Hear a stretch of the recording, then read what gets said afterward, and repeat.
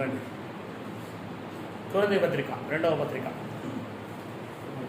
కొరింథీయులకు రాసిన 2వ పత్రిక 3వ అధ్యాయం. మనం అక్కడికే రావాలి, ఎందుకంటే అదే మన మూల పాఠం. 4వ వచనం నుంచి మనం చదువుదాం. క్రీస్తు ద్వారా దేవుని ఎడల మా కిట్టి నమ్మకం గలదు, మా వలన ఏదైనా అయినట్లుగా ఆలోచించుటకు మా అంతటా మేమే సమర్థులమని కాదు, మా సామర్థ్యము దేవుని వల్లే కలిగి ఉన్నది. ఆయనే మమ్మను క్రొత్త నిబంధనకు అనగా అక్షరమునకు కాదు కానీ ఆత్మకే పరిచారకులకుటకు మాకు సామర్థ్యం కలిగించి ఉన్నాడు. అక్షరం చంపును కానీ ఆత్మ జీవింపజేయును అన్నాడు. అక్షరం ఏం చేస్తుంది అంటున్నాడు? ఇప్పుడు ఈ పాత నిబంధన మనిషిని ఏం చేస్తుంది? చంపేస్తుంది. అసలు రోగం ఎక్కడుందంటే చెప్పండి. రోగం లోపల ఉంది, ఆత్మలో ఉంది రోగం. లోపల రోగం ఉంది, వైద్యం పని చేస్తున్నాము కనుక నీ రిపేర్ కావాల్సింది ఏంటంటే ఆత్మ. లోపలున్న ఆత్మ రిపేర్ కావాలి. కానీ ఆ పని ఇది చేయలేదని చెప్పాను నేను. ఏం చేయలేదు? ఈ 39 పుస్తకాలు పాత నిబంధన ఏదైతే ఉందో లోపలున్న ఆత్మను, దానికి ఉన్న పాపములను పూర్తిగా తీసివేయలేదు. దీనివల్ల కాదు.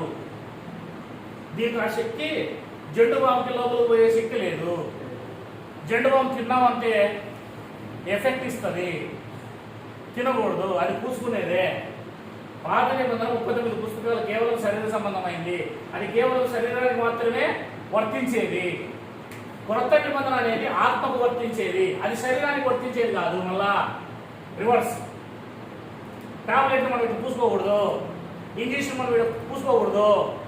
ఇంజక్షన్ శరీరంలోకి రక్తంలోకి పంపించాలి, టాబ్లెట్ లోపలికే పోవాలి. టాబ్లెట్ తీసుకుని తిక్కకూడదు, ఇంజక్షన్ తీసుకొని నువ్వు పైన ఇట్లా తిక్కకూడదు, ఎఫెక్ట్ అవుతుంది, చంద్రనాథ వస్తుంది. మళ్ళా తేడా ఉంది ఇక్కడ.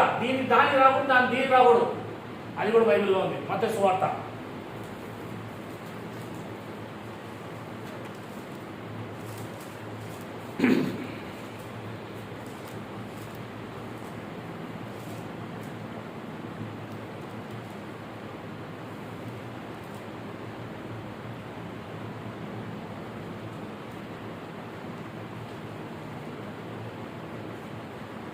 ద్రాక్షరసం కోసం మాట్లాడతాడు చూడు.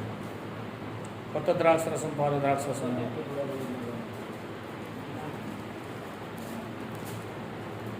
9వ అధ్యాయం, మత్తయి సువార్త 9వ అధ్యాయం 16వ వచనం.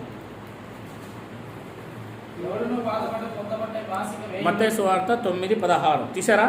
ఎవడును పాత బట్టకు, మీరే చెప్పండి. కొత్తదండి, ఈరోజే తీసుకున్న బట్ట, క్లాత్. ఏది? కొత్తది. ఇది అంతేనా? క్రొత్త బట్ట. దీనికి చెప్పండి. కొత్త బట్టకు ఎవడును పాత బట్టకు కొత్త బట్ట మాసిగా వేయడు. పాత బట్ట అంటే అర్థం ఏంటి? ఇది పాత బట్ట అనుకోండి. కొత్త బట్టను తీసుకొని ఇది కొత్త బట్ట, ఇది కొత్తది, ఇది పాతది. పాత బట్ట సిరిగిపోయిందండి. ఇక్కడ మన టిక్కర్ సిరిగిపోతుంది. ఎందుకు ఇక్కడ స్కూల్ వేరే పాత బట్టకి పూర్తిగా పట్టుకొని పిగిలిపోతుంది. అట్లా బట్టకి ఇంకో బట్ట తీసుకొని జాయింట్, పాత బట్టకి కొత్త బట్టను జాయింట్ చేయడు అంటున్నాడు. అక్కడ చేసేది చూడండి, అక్కడ పిగిలిపోతుంది.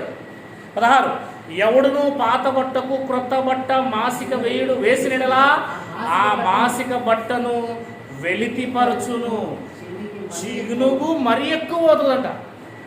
చినిగేమవుతుంది? మరికి ఎక్కువ అవుతుంది. తర్వాత ఏం చేశాడండి? మరియు పాత తిత్తుల్లో క్రొత్త ద్రాక్షరసము పోయరు, పోసిన ఎడల తిత్తులు పిగిలి ద్రాక్షరసము కారిపోవును, తిత్తులు కూడా పాడవుతాయి. అయితే కొత్త ద్రాక్షరసము కొత్త తిత్తుల్లో పోయుదురు. కొత్త ద్రాక్షరసాన్ని కొత్త దాంట్లో వేయాలి, పాత ద్రాక్షరసాన్ని పాత దాంట్లో వేయాలి. పాత బట్టకు పాతదే మాసిక వేయాలి, కొత్త బట్టకు కొత్తదే మాసిక వేయాలి. అంతే కదా? దేని దానికే. నువ్వు దీంట్లో తీసుకొని దాంట్లో తీసుకుని దీంట్లో కలుపుదమన్నాడు. అది చెప్తున్నాడు అక్కడ. అర్థమవుతుందా? కొత్త నిబంధన తీసుకొచ్చి పాత నిబంధనలో కలపొద్దు, పాత నిబంధన తీసుకొచ్చి కొత్త నిబంధన కలపొద్దు. మరి కలపకుండా ఉండాలి అంటే నీకెంత కెపాసిటీ ఉండాలి? దీన్ని దాన్ని కలపకుండా ఉండాలంటే కలపొద్దు. కలిపితే ఏమవుతుందంటే చెడిపోతుంది. 2వ కొరింథీ పత్రిక 2వ అధ్యాయము 17వ వచనం. కలిపితే ఏమవుతుందో చూడండి. పాత నిబంధనలు కొత్త నిబంధనలోకి శరీర సంబంధమైన దాన్ని ఆత్మ సంబంధమైన దాంట్లోకి ఆత్మ సంబంధమైన దాన్ని శరీర సంబంధమైన దాంట్లో కలిపితే ఏమవుతుందో చూడండి. 2వ కొరింథీ పత్రిక 2వ అధ్యాయం 17వ వచనము. మేము దేవుని వాక్యమును కలిపి అదిగో దేవుని వాక్యమును కలిపి చెరిపెడు అనేకుల వలె కలిపి చెరిపెడు అనేకుల వలె ఉండగా నిష్కపటము గలవారు. ఇప్పుడు పౌలు గారు ఏమంటున్నారు కొరింథీయులకు రాస్తూ, మేము దేవుని వాక్యమును కలిపి చెరిపే వారిగా లేము అంటున్నాడు అక్కడ.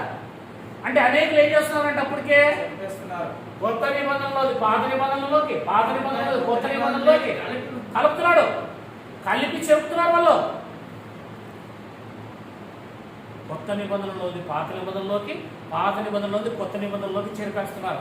దీన్ని వేరుగా చూడడం లేదు, దీన్ని వేరుగా చూడడం లేదు. ఇది ఆత్మ మీద ప్రభావం చూపేది, ఇది కేవలం శరీరం మీద ప్రభావం చూపేది. ఇది ఆత్మను రక్షించదు, ఇది శరీరాన్ని మీద మాట్లాడదు. ఇది శరీరానికి అసలు సంబంధమే కాదు. ఇది ఆత్మ సంబంధమైన పరిచర్య, ఇది శరీర సంబంధమైన పరిచర్య. అందుకే మొదటి శతాబ్దంలో క్రైస్తవులు ఏర్పడుతున్నప్పుడే ఆ రోజు క్రైస్తవులలోనే అబద్ధ ప్రవక్తలు, అబద్ధ బోధకులు లేచి పాత నిబంధనను కొత్త నిబంధనను కలిపి చెబుతున్నారంట. అందుకే పౌలు గారు ఏమంటున్నారు కొరింథీయులతో, మేము అనేకుల వలె కలిపి వాక్యమును కలిపి చెరిపే వారి వలె మేము లేము. అనేకులు అప్పటికే కలిపి చెరుపుతున్నారు, కలిపి చెరుపుతున్నారు. ఎలా కలిపి చెరుపుతున్నారు అంటే 15వ అధ్యాయం అపోస్తలుల కార్యములు ఎలా కలిపి చెరుపుతున్నాడు చూడండి. 15వ అధ్యాయం అపోస్తలుల కార్యములు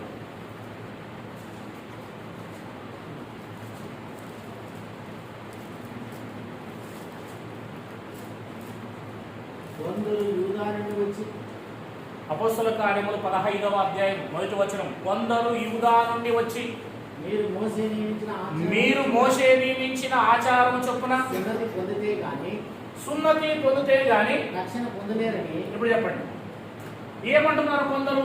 యూదియా అంటే అపోస్తలులు ఏ ప్లేస్ లో అయితే ఉన్నారు, యెరూషలేములో. ఓకేనా, రైటా?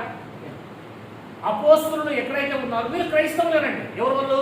ఆ 15వ అధ్యాయం 1వ వచనంలో ఎవరి కోసం అయితే మాట్లాడుతున్నారో వాళ్ళు ఆల్రెడీ యేసుప్రభువుని నమ్ముకున్నారు. యేసుప్రభువుని నమ్ముకొని బాప్తిసం తీసుకొని కొత్త నిబంధన కిందకి వచ్చారు.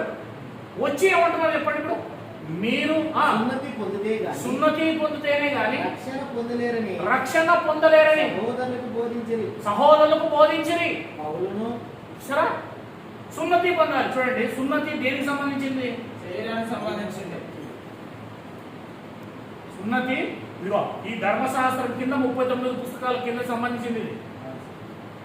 కానీ ఇక్కడ ఆత్మ సంబంధమైన దాంట్లో కూడా మరలా వీళ్ళు శరీర సంబంధమైన పద్ధతిని తీసుకొచ్చి పెడుతున్నారు. సున్నతి జరగాలి. ఈ క్రైస్తవులు కూడా ఆత్మ సంబంధమైన పరిచర్య కింద కూడా వాళ్ళు ఏం పొందుకోవాలన్నాడు? సున్నతి పొందుకోవాలి. అంటే దాన్నే పాత నిబంధనలో ఉన్న తీసుకొచ్చి ఇక్కడ పెట్టడమే కలిపి చదవాలి. పెద్ద వివాదం వచ్చిందండి. చదవండి, 2వ వచనంలో పౌలుకును వీళ్ళతో ఈ క్రైస్తవులుగా మారి మరలా పాత నిబంధన ప్రకారం కూడా మనం జీవించాలి, పాత నిబంధనలో ఉన్న పద్ధతులు కూడా మనం ఆచరించాలి అనే కొంతమంది లేచారు. అనేకులు కలిపి చేరిన వాళ్ళు లేచారు. వాళ్ళతో పౌలు బర్నబాలు వివాదం పెట్టుకున్నారంట. చదవండి, చదువు సార్. పౌలు బర్నబాలు వారితో వాదించింది. కానీ ఈ అంశం విషయమై బర్నబాయు, పౌలు మరికొందరు యెరూషలేముకు 12 మంది అపోస్తలుల దగ్గరికి పెద్దల ఎద్దుకు వెళ్ళాలని అంతియోకియా నుండి బయలుదేరి వచ్చారు. కాబట్టి వారు సంఘం వలన సాగనంపబడి సమరాయ దేశముల ద్వారా వెలుచు ఆ. అన్యజనులు దేవుని వైపు తిరిగిన సంగతి తెలియపరిచి సహోదరులందరికీ మహా సంతోషం కలిగజేసి వారి రాగా సంఘపు వారును అపోస్తలులను పెద్దలను వారిని చేర్చుకుంటారు. దేవుడు తమకు తోడై ఉన్నవన్నీ వారు వివరించరి. పరిసయ్యులు తెలుగులో విశ్వాసులైన కొందరు లేచి అన్యజనులకు సున్నతి చేయించుకోవాలని మోసే ధర్మశాస్త్రం కైకొనని వారిని ఆజ్ఞాపించుకోవాలని చెప్పింది.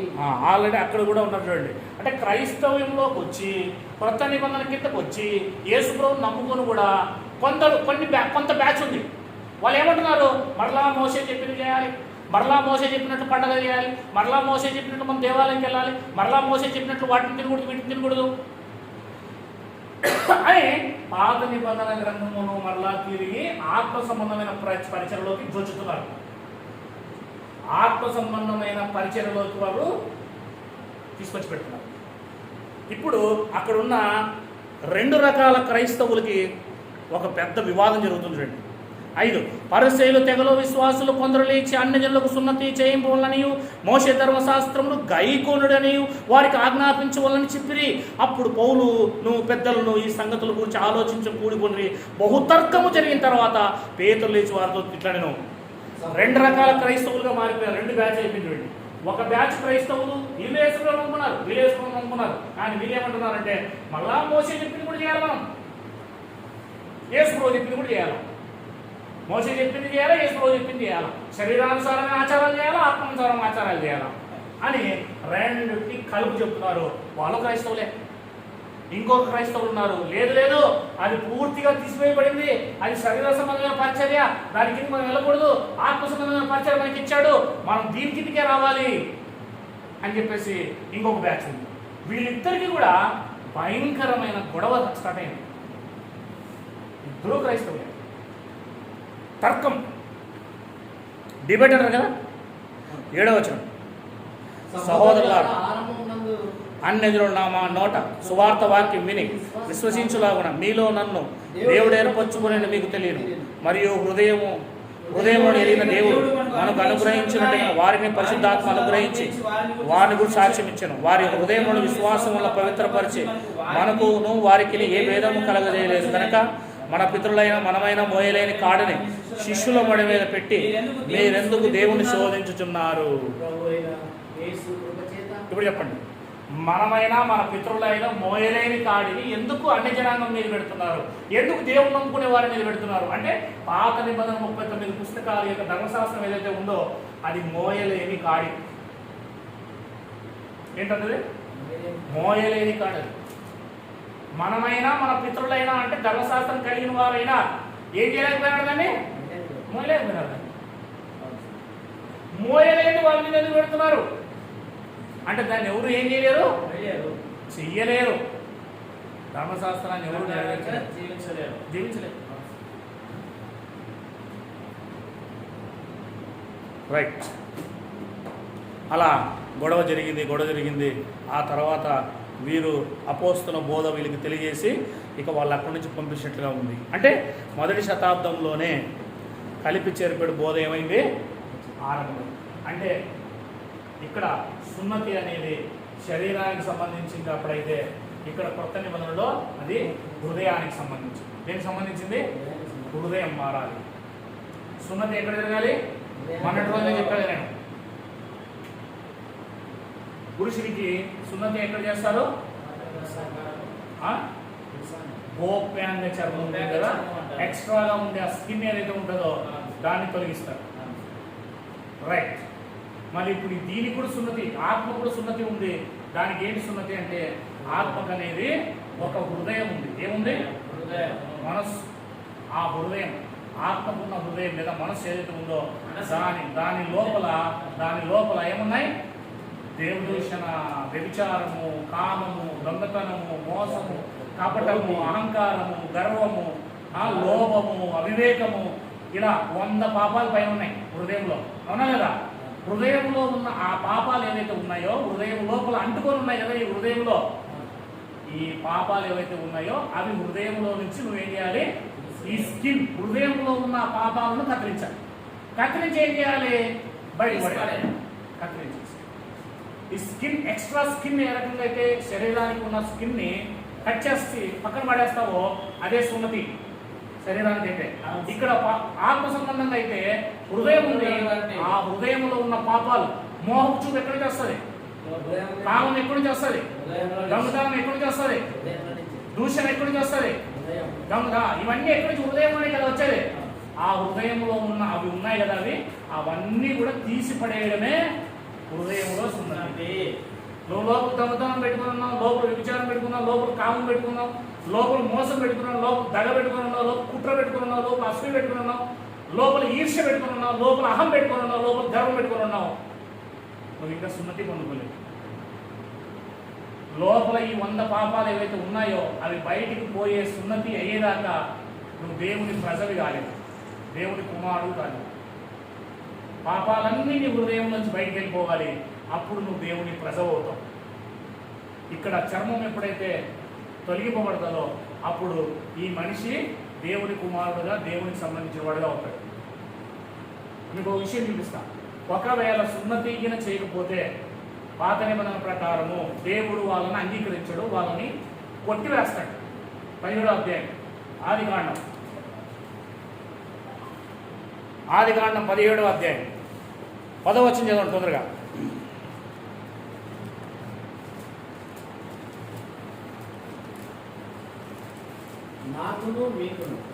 నాకును మీకును నీ తర్వాత నీ సంతతికిని నా నిబంధన ఏదనగా మీలో ప్రతి మగవాడు నీకు అంటే అబ్రహాం, ఇస్సాకు, యాకోబులకు పుట్టబోయే పిల్లలందరూ కూడా ఏమవ్వాలి? ప్రతి మగవాడు సున్నతి పొందవలెను. మీరు మీ గోప్యాంగ చర్మమున సున్నతి పొందవలెను.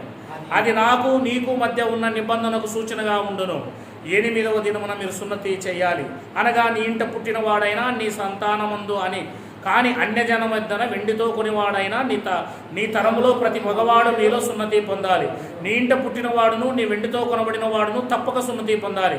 అప్పుడు నా నిబంధన మీ శరీరమందు నిత్య నిబంధనగా ఉండును. మీ శరీరమందు నిత్య నిబంధనగా ఉండును అంటే శరీరానికి సంబంధమైంది అని నిబంధన. ఏది? శరీర సంబంధమైన నిబంధన. జ్ఞాపకం చేసుకోవాలి. సున్నతి పొందని మగవాడు అనగా ఎవని గోప్యంగ చర్మమున సున్నతి చేయబడలేదో అట్టివాడు తన జనములో నుండి కొట్టివేయబడును. వాడు నా నిబంధనను మీరి ఉన్నాడను అబ్రహాంతో చెప్పాను. అంటే ఎవరైతే నేను సున్నతి పొందనన్నాడు అనుకో వాడిని నేను నా జనంలోనికి చేర్చుకోను. వాడు నా కుమారుడు కాదు, వాడు నా వాడు కాదు అని చెప్తున్నాడు. సున్నతి పొందిన వాడే దేవునికి సంబంధించిన స్వాస్థ్యం. వెరీ గుడ్, అర్థమైందా మీకు? రైట్. రండి నిర్గమాకాండం 4వ అధ్యాయం. నిర్గమాకాండం 4వ అధ్యాయం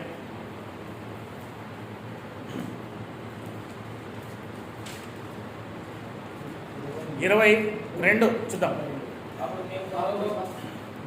నిర్గమాకాండం 4వ అధ్యాయం 22. అప్పుడు నీవు ఫరోతో ఇశ్రాయేలు నా కుమారుడు, నా జ్యేష్ఠ కుమారుడు, నన్ను సెలవించినట్లు నా కుమారుని పోనిమని నీకు ఆజ్ఞాపించుచున్నాను. వాని పంపునోళ్ళని ఎలా ఇదిగో నేను నీ కుమారుని జ్యేష్ఠ కుమారుని చంపెదనని యెహోవా సెలవిచ్చున్నాడని అతనితో చెప్పాను. అతడు పోవు మార్గమున ఎవరు? మోషే బయలుదేరుతున్నాడండి. ఎక్కడికి? వాళ్ళ మామ ఇంటికాడ నుంచి ఐగుప్తుకు బయలుదేరుతున్నాడు. గొర్రెలు కాస్తున్నాడు. అక్కడ గొర్రెలు కాస్తున్నాడు కదా 40 సంవత్సరాలు. ఇప్పుడు కర్ర పట్టుకొని తన ఫ్యామిలీతో పాటు ఎక్కడికి వెళ్తున్నాడు? అతడు పోవు మార్గమున సత్రం అంటే ఇంగ్లీష్లో లాడ్జ్ అని ఉంటుంది. అంటే అప్పుడు అక్కడక్కడ బస్ స్టాండ్లు ఏ రకంగా అయితే ఉంటాయో అక్కడక్కడ లాడ్జ్లు ఉండేవన్నమాట. లార్జ్, సత్రం అంటే ఇంగ్లీష్లో లార్జ్ అని అర్థం. సత్రములో యెహోవా అతని ఎదుర్కొని ఏంటంటే మోషేని పోయి ఇశ్రాయేలును విడిపించి నువ్వు తీసుకెళ్ళిపో అన్నవాడు ఎందుకు మోషేని చంపుతున్నాడు దేవుడు? మోషేని చంపడానికి ప్రయత్నం చేశాడు లాడ్జ్లో ఉన్నప్పుడు. లాడ్జ్లో రాత్రి రెస్ట్ తీసుకుంటున్నాడు ఆయన సత్రములో. మోషేనే దేవుడు చంపడానికి ప్రయత్నం చేస్తున్నాడు.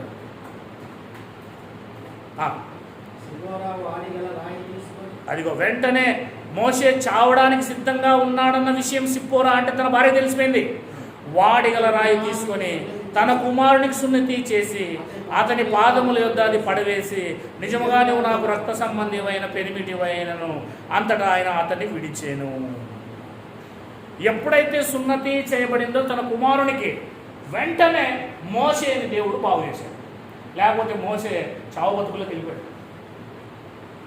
సరే సున్నతి అనేది మనిషిని చంపుతుంది ఆఖరికి, లేదా నా జనములో నుంచి నీవు కొట్టివేయబడతావు. అంత ఉందండి ప్రిఫరెన్స్ సున్నతి. కనుక ఎవరి గోప్యంగా చర్మాన సున్నతి చేయబడుతుందో వారు దేవుడికి సంబంధించిన ప్రజలు. గోప్యంగా చర్మాన సున్నతి చేయబడకపోతే వాళ్ళు దేవుడికి సంబంధించిన ప్రజలు కాదు. మీకు సున్నతి చేయబడిందా? మరి మీరు దేవుడి ప్రజలే కదా. మీకు సున్నతి ఎక్కడ చేయబడాలి అంటే మీ హృదయం అనే గోప్యంగా ఉంది కదా లోపల, ఆ హృదయంలో ఉన్న పాపాలు ఏవైతే ఉన్నాయో ఆ పాపాలకు సున్నతి చేయబడాలి. ఆ పాపాలన్నీ ఏం కావాలి ఇప్పుడు? ఈ కత్తిరించిన తర్వాత జోలు వేసుకుంటాడు, దాన్ని ఏమన్నా తోలు తీసుకొని పడేస్తాడు కదా. అట్లనే దీనికి ఉన్న పాపాలన్నీ ఏం చేయాలి? నువ్వు జోలు వేసుకోకూడదు. మళ్ళా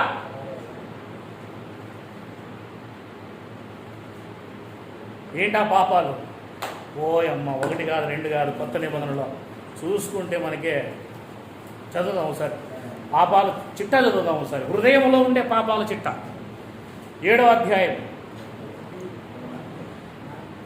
మార్కు సువార్త 7వ అధ్యాయం 21 నుంచి చూద్దామండి. 7వ అధ్యాయము 21 మార్కు సువార్త. లోపల నుండి అనగా మనుషుల హృదయములో నుండి. అది ఇంపార్టెంట్. ఎక్కడ నుండి? అది ఇంపార్టెంట్. హృదయములో నుండి. 1 నంబర్ 1 హృదయంలో నుండి దురాలోచన వస్తుంది. నంబర్ 2 జారత్వం హృదయంలోంచి వస్తుంది. దొంగతనం హృదయంలోంచి వస్తుంది. నరహత్య హృదయంలోంచి వస్తుంది. వ్యభిచారం హృదయంలోంచి వస్తుంది. లోభము అంటే పిసినారితనం హృదయంలోంచి వస్తుంది. చెడుతనము హృదయంలోంచి వస్తుంది. కృత్రిమము హృదయంలోంచి వస్తుంది. కామ వికార శాస్త్రాలన్నీ కూడా హృదయంలోంచి వస్తాయి. మత్సరము హృదయంలోంచి వస్తుంది. దేవుని దూషించే స్వభావం హృదయంలోంచి వస్తుంది. అహంభావము హృదయంలోంచి వస్తుంది. అవివేకం అంటే తెలివి లేకపోవడం దేవుని విషయంలో, అది హృదయంలోంచే వచ్చును. ఈ చెడ్డవన్నీ లోపల నుండియే బయలు వెళ్ళి మనిషిని అపవిత్రపరచునని దేవుడు చెప్పాడు అక్కడ. అంటే మనిషి ఏ రకంగా పాపిగా తీర్చబడుతున్నాడు అంటే దేవుని దృష్టిలో హృదయంలో ఉండే పాపాలే. ఇవి ఎవరి హృదయంలో ఉంటాయో వాడు దేవుని దృష్టిలో పాపి. ఆ పాపి పరలోకానికి వెళ్ళలేడు. కనుక హృదయంలో ఉన్న వీటన్నిటిని మనం ఏం చేయాలి? ఇప్పుడు కత్తిరించాలి. అవన్నీ ఏమైనాయంటే ద్రాక్ష గుత్తలాగా చెట్టుకి అక్కడక్కడ ఏమై ఉన్నాయి? ద్రాక్ష గుత్త అంటే ద్రాక్ష చెట్టుకి, ద్రాక్ష ఒల్లికి అలా ద్రాక్షలు కాసినట్లు ఇలా ఎగరబడ్డాయి.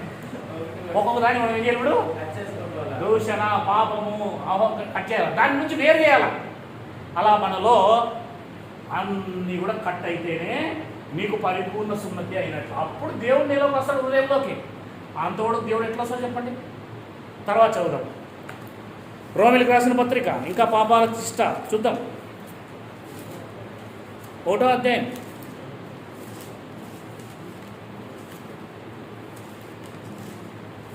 18 దానొద్దు 24. మొదటి రోమిలికి రాసిన పత్రిక 24. ఈ హేతువు చేత మళ్ళీ హృదయం అంటున్నాడు ఇక్కడ. అదిగో హృదయంలో ఏముందంట? దురాశ. హృదయంలో దురాశ ఉంది. తమ శరీరమును పరస్పరము అవమానపరుచుకున్నట్లు దేవుడు వారిని అపవిత్రతకు అప్పగించెను. అట్టివారు దేవుని సత్యమును అసత్యమునకు మార్చి సృష్టికర్తకు ప్రతిగా సృష్టమును పూజించున్నారు. అంటే సృష్టిని పూజిస్తున్న వారు కూడా దేవుని దృష్టిలో పాపులే. 26వ వచనం. అందువలన దేవుడు తుచ్చమైన అభిలాషలకు వారిని అప్పగించెను. అందుకే వాళ్ళు ఎలా మారిపోయారు? స్త్రీలు సైతము స్వాభావికమైన ధర్మమును విడిచి స్వాభావిక విరుద్ధమైన ధర్మమును అంటే అర్థం ఏంటి? స్త్రీలు పురుషులతో, పురుషులు స్త్రీలతో ధర్మం జరిగించాలి. కానీ స్త్రీలు వివాహం చేసుకుంటున్నారు. అది చెప్తున్నాడు. అటువలే పురుషులు కూడా స్త్రీ యొక్క స్వభావమైన ధర్మమును విడిచి పురుషులతో పురుషులు అవాచ్యమైనది చేయించు తమ తప్పిదమునకు తగిన ప్రతిఫలము పొందుచు వక్రతోపుడు కామ తృప్తులైది. అంటే స్త్రీలు వివాహం చేసుకొని వాళ్ళు ముందుకు పోతున్నారు, పురుషులు వివాహం చేసుకొని వారు ముందుకు పోతున్నారు. ఇది పాపము. ఇకపోతే 28, మరియు వారు తమ మనస్సులో ఎవరికి చోటు ఇవ్వలేదట? ఆ హృదయంలో ఎవరికి చోటు ఇవ్వలేదు? దేవునికి చోటు ఇయ్యనొల్లకపోయి కనుక చేయరాని కార్యములు చేయుటకు దేవుడు భ్రష్ట మనస్సుకు వారిని అప్పగించెను.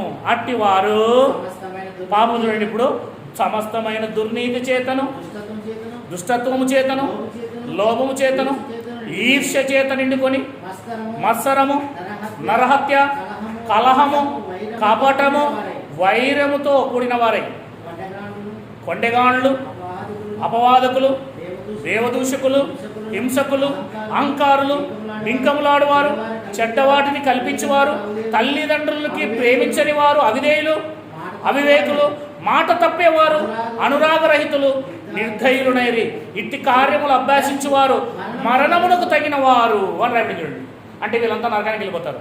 మరణం అంటే ఆత్మ సంబంధమైన మరణం. అంటే హృదయంలో చూడండి, 7వ అధ్యాయంలో కొన్ని చూశారు. ఇప్పుడు మీరు రోమపత్రికలు మరి ఎన్ని చూస్తున్నాం చూడండి. ఇన్ని ఉన్నాయి హృదయంలో, అన్ని గుత్తలు ఉన్నాయి లోపల. కొరింథీయులకు రాసిన పత్రిక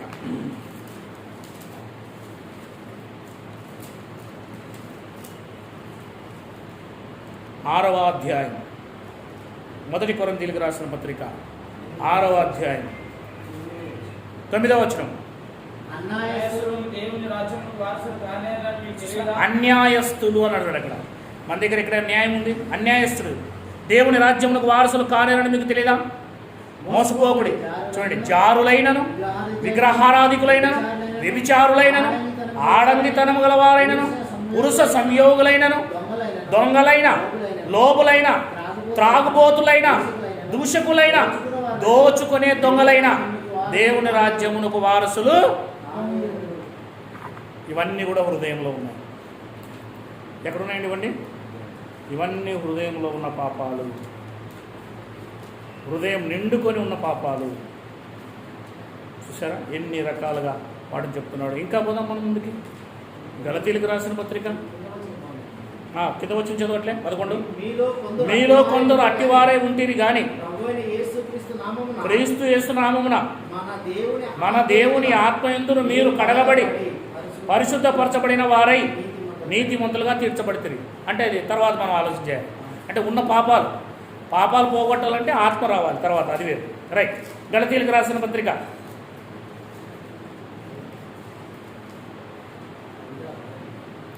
5వ అధ్యాయం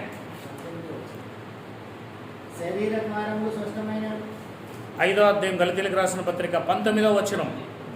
శరీర కార్యములు స్పష్టమైనవి అవేవనగా జారత్వము, అపవిత్రత, కామత్వము, విగ్రహారాధన, అభిచారము, ద్వేషము, కలహము, మత్సరము, క్రోధము, కక్షలు, భేదాలు, విమతములు, అసూయ, మత్తతులు, అల్లరితో కూడిన ఆటపాటలు మొదలైనవి.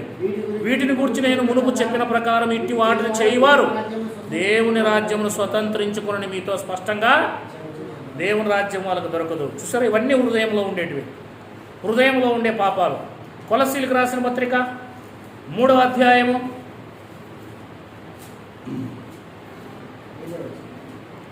5వ వచనం. కొలస్సీలకు రాసిన పత్రిక 3వ అధ్యాయము 5వ వచనం. కావున భూమి మీద ఉన్న మీ అవయవాలను అనగా చూసారా జారత్వమును, అపవిత్రతను, కామతృత్వను, దురాశ, విగ్రహారాధన, ధనాపేక్ష చంపివేయండి. వాటి వలన దేవుని ఉగ్రత అవిధేయుల మీదికి వచ్చును.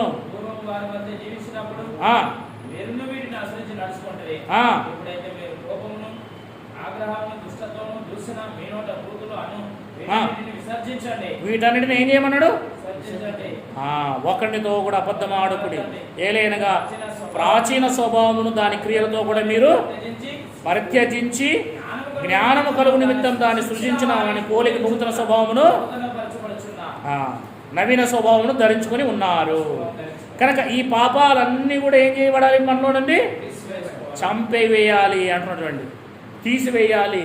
వాటిని పరిత్యజించాలి, డైవర్స్ ఇవ్వాలి, విడాకులు ఇవ్వాలి. దానికి మీతో నాకు సంబంధం లేదని చెప్పాలి. తీతుకు రాసిన పత్రిక 3వ అధ్యాయం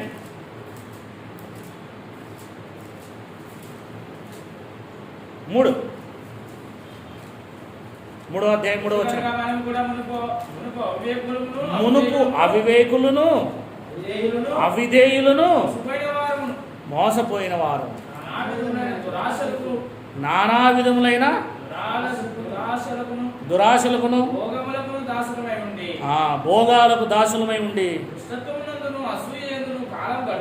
దుష్టత్వమునందు అసూయనందు ఏం చేశామంట? కాలాన్ని గడుపుచు అసహ్యులమై ఒకరినొకరు క్రీస్తులోకి రాకమునుపు అని చెప్తున్నాడు. క్రీస్తులోకి వచ్చినా కూడా ఉన్నాయా లేదా అది మనం చూసుకోవాలి.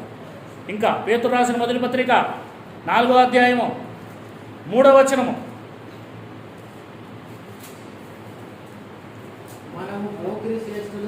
మనము పోకిరీ చేష్టలు, సరే పోకిరీ చేష్టలు కూడా హృదయంలోంచి వస్తాయి. దురాశలు, మద్యపానము, అల్లరితో కూడిన ఆటలు పాటలు, తాగుబోతుల విందులు, చేయదగిన విగ్రహ పూజలు మొదలైన వాటిని చేయించు. ఈ లోకంలో ఎలా జీవిస్తున్నారో వాళ్ళు అలాగే మనం కూడా జీవిస్తూ ఉంటుంది అని చెప్పబడుతుంది. ప్రకటన గ్రంథం 21వ అధ్యాయం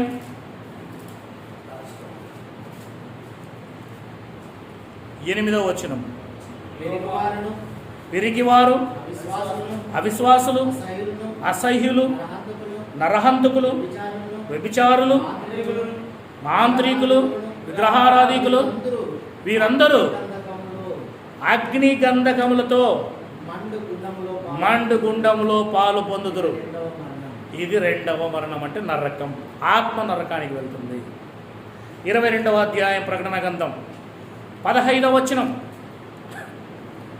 కుక్కలను, మాంత్రికులు, వ్యభిచారులు, నరహంతకులు, విగ్రహారాధికులు, అబద్ధమును ప్రేమించి జరిగించు ప్రతివాడును వెలపట ఉండును. అంటే వాడు చచ్చిపోయినవాడు, నరకం. ఇది చెప్తాడు. ఇవన్నీ కూడా మన హృదయంలో చేయడం. ఇప్పుడు ఇవన్నిటిని పోగొట్టుకోవడమే మన జీవిత పర్యంతరం చేయాల్సిన పనులు. ఇదే ఇంకంతే. దానికే అసలు జరగాల్సింది దానికోసమే. సంఘానికి ఎందుకు రావాలి, వాక్యం ఎందుకు చదవాలి, వాక్యం ఎందుకు వినాలి, వాక్యం ఎందుకు చూడాలి అంటే ఈ హృదయంలో ఉన్నవన్నీ కూడా సౌరం చేయాలి, ఒకటో కత్తిరించడమే. అవన్నీ బయటికి వెళ్ళిపోయిన తర్వాత అప్పుడు దేవుడు లోపల వస్తాడు. అంతవరకు దేవుడు రాడు. అర్థమైందా?